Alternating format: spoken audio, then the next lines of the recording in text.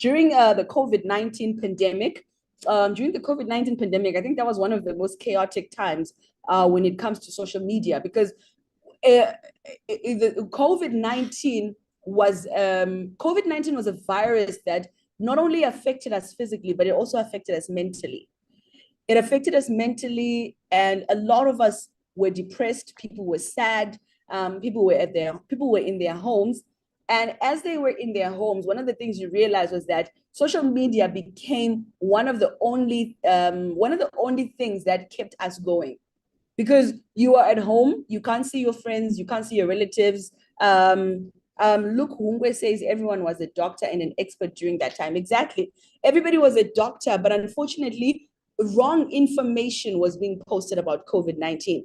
All of us were constantly checking. If you felt a particular symptom, if you just started coughing, you went online, you went to Google to come and check. I'm coughing like this, irky cough, deep cough, cough with mucus. Does it mean I have COVID? My body is painful. Does it mean I have COVID? Pain in the leg. Is it COVID? Am I dying? It was a lot, right? It was a lot.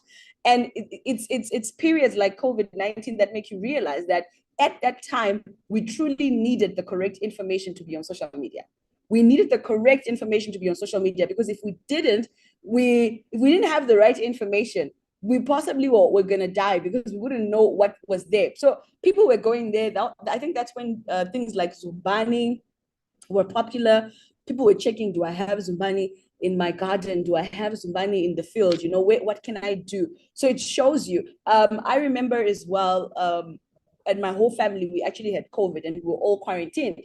But my mom's COVID was really extreme. And I went on Facebook and I read the different comments that people had posted, right?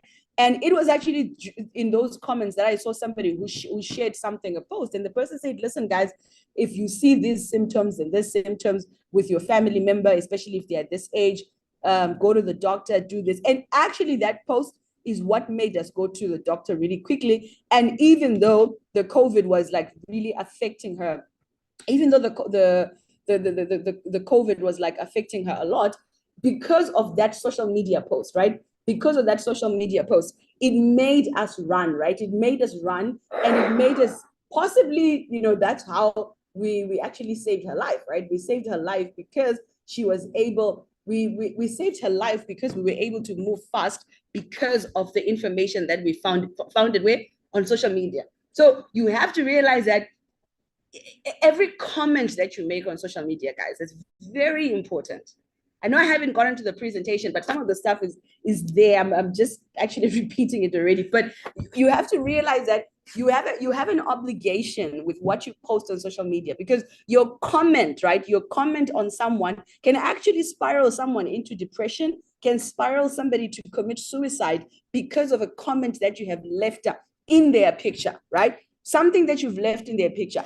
At the end of the day, we are all human beings. At the end of the day, we still have emotions. So you can imagine if you are an influential person, you have to realize that as an influential person, right?